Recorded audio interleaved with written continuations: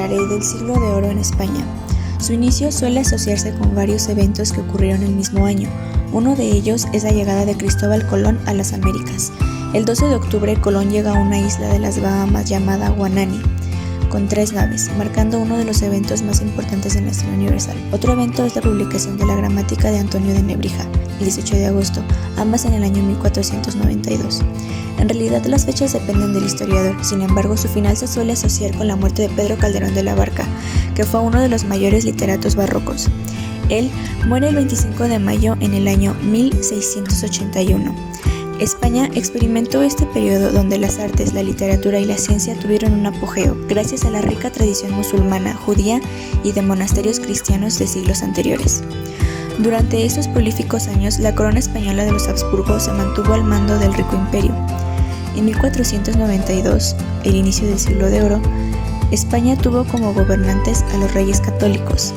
La reina I de Castilla, que financió el viaje para encontrar una nueva ruta a las Indias, mandó a Cristóbal Colón a buscar especias y él encontró oro, y a Fernando II de Aragón.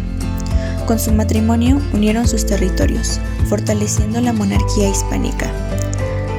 Los reyes católicos gobernaron juntos hasta la muerte de Isabel en 1504. Fernando quedó únicamente como rey de Aragón, ya que después de varios conflictos familiares pasa a Castilla a su tercera hija, Juana I o Juana la Loca.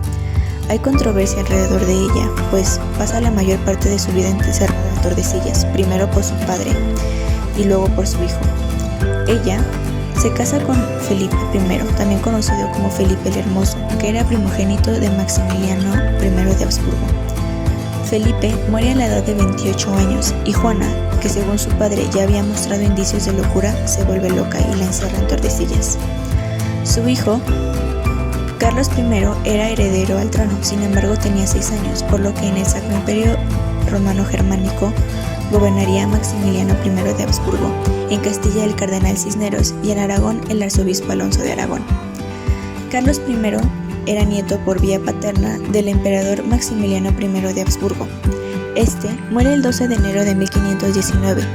Carlos I se pasó a llamar Carlos V y por su ascendencia se convirtió en rey de Castilla, de Aragón, de todas las colonias y del Sacro Imperio Romano-Germánico, es decir, era rey de la mayor parte de la actual Europa occidental. Durante estos prolíficos años, los gobernantes españoles fueron Felipe II el Prudente. Su reinado se caracterizó por la exploración global y la expansión territorial a través de los océanos Atlántico y Pacífico. Con él al mando, por primera vez en la historia, un imperio integraba territorios de todos los continentes habitados. Felipe III el Piadoso. Durante su reinado, España incorporó algunos territorios en el norte de África y de Italia. Con él al mando, la monarquía alcanzó niveles de esplendor cultural. Felipe IV el Grande, o el Rey Planeta, debido a guerras constantes, España cedió la hegemonía en Europa a Francia. Tuvo que reconocer la independencia de Portugal y las Provincias Unidas. Finalmente, Carlos II el Hechizado.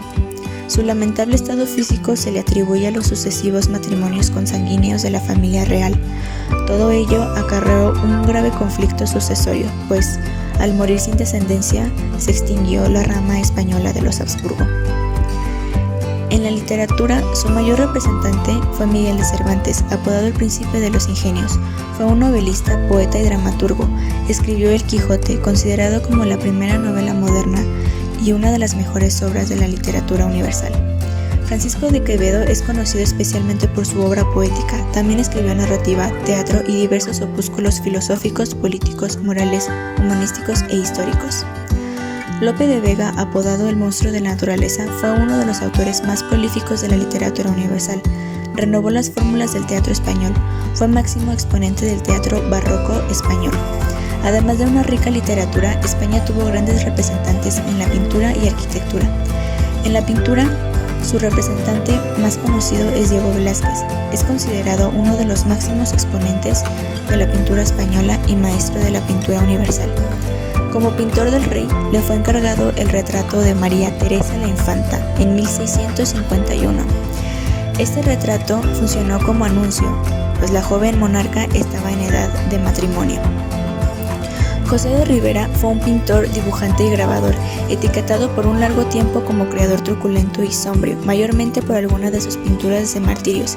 Es autor de la cabeza de San Juan Bautista, realizada en 1644.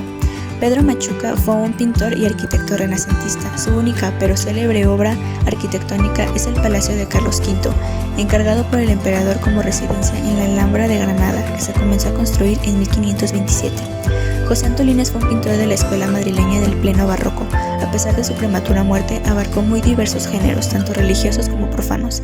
En 1663 pinta la muerte de Lucrecia, un personaje de la antigua Roma. En la ciencia, la cartografía y la cosmografía ayudaban a la conservación del imperio de manera distinta. La cartografía ayudó para establecer la línea divisoria del Tratado de Tordesillas, la fabricación de mapas para la guerra, etc.